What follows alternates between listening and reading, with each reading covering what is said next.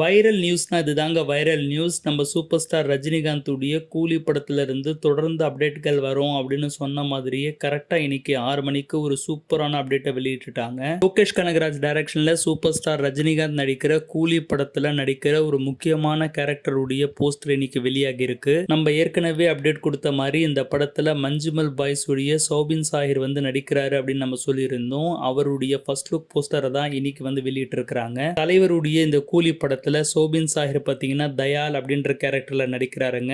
அவருடைய first look பார்க்கும்போதே டெரிஃபிக்கா இருக்கு. பேர் பாடியில வாயில சிகரெட்டோட ஒரு வாட்சை வந்து அவர் பார்த்துட்டு இருக்காரு. கழுத்துல கருப்பு கலர் கயிறு இருக்கு. சோபின் சாஹிர் தயால் அப்படின்ற கேரக்டர்ல நடிக்கிறாரு. அநேகமா இந்த கேரக்டர் நெகட்டிவ் ரூலா இருக்கிறதுக்கு தான் நிறைய வாய்ப்பு இருக்கு.